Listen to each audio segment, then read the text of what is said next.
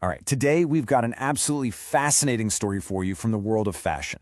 It's a real-world case study about some pretty bitter rivals, a culture that was on the brink, and a business move so gutsy it might just change how you think about competition altogether. And that really is the heart of it, isn't it?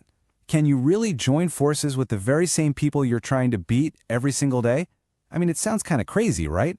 But as we're about to see, sometimes the biggest threat isn't the competitor next door.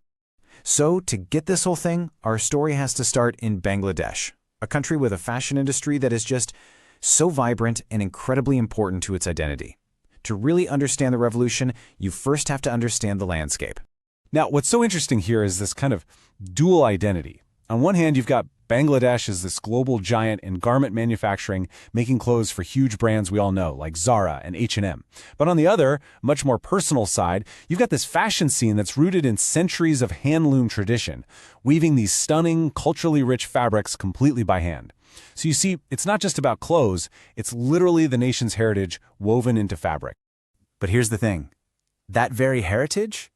It was facing a massive crisis. The local fashion houses, the guardians of this tradition, they suddenly found themselves fighting a desperate war on two different fronts. The first threat was coming from the outside. A flood of really popular imports from places like India and China brought in a totally different vibe. You can see the contrast here. The local style was more artisanal, simple, and unique. The imports, they were flashy, glitzy, very much influenced by global and Bollywood trends, and they were grabbing the market's attention big time.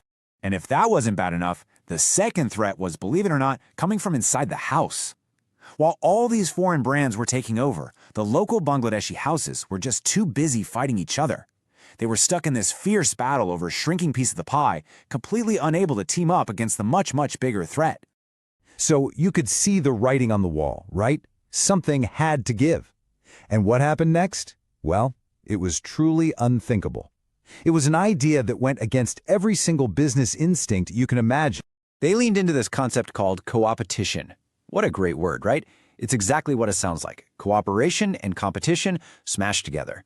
The whole idea is that rivals can actually get more done by working together on the things they share, like marketing, or in this case, shared retail space, while still competing like crazy on things like their own unique designs and brand. It's a strategic alliance for mutual survival. This quote from The Art of War just hits the nail on the head, doesn't it? It perfectly captures the radical shift in thinking they needed. These brands finally realized their shared enemy, the slow death of their culture and market, was a way bigger problem than each other. It was time to bring their rivals into the circle. And so, that's what they did. Back in 2009, this unbelievable alliance was formed. 10 of the country's top and, most fiercely competitive fashion houses joined forces to create Deshi Dosh, which literally just means the local 10. And they were a really diverse group, each with its own strong identity. And this alliance brought together such an incredible range of styles. First up, you had Anjans, which was known for its accessible and seasonal designs. Then you had Banglar Mela, a brand whose whole identity is wrapped up in the culture and environment of Bangladesh. Divina brought its famous, gorgeous hand embroidery to the collective, supporting countless artisans. Meanwhile, Dishal was pulling its inspiration directly from the vibrant, colorful patterns of local folk art.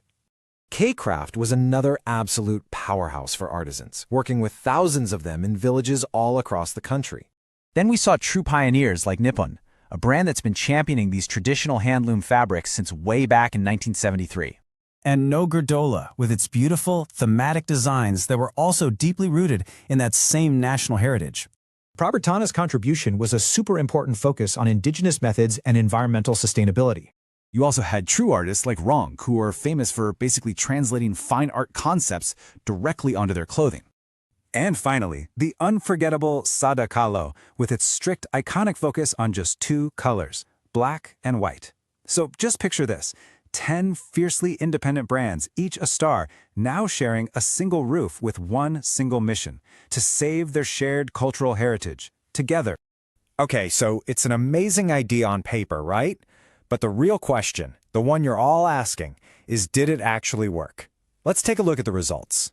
The results, well, they were absolutely off the charts. As you can see on this timeline, their very first all-under-one-roof store opened in 2009. And the concept was a huge hit. Through the 2010s, they just kept expanding to cities all over Bangladesh. And today, Deshi Dosh is so successful, they're actually looking at expanding into the European market. I mean, think about that. From near collapse to global ambition. Wow. But look, the most powerful part of this story isn't just about the profits. The Deshi Dosh effect went so much deeper. They didn't just help an industry, they pretty much resurrected one that was on the verge of extinction. They created massive employment for rural artisans, which in turn preserved ancient skills. And they built this powerful, unified platform to show off Bangladeshi craftsmanship to the entire world. They didn't just save their businesses, they helped save a piece of their culture. Which brings us to a final thought. The story of Deshi Dosh is so much more than just a local success story. It's a really powerful lesson. In a world where everything is becoming more global and interconnected, maybe those old cutthroat rules of competition just don't apply anymore. Maybe, just maybe, the smartest way to win is to figure out who you should be winning with. It's definitely something to think about. Thanks for joining me.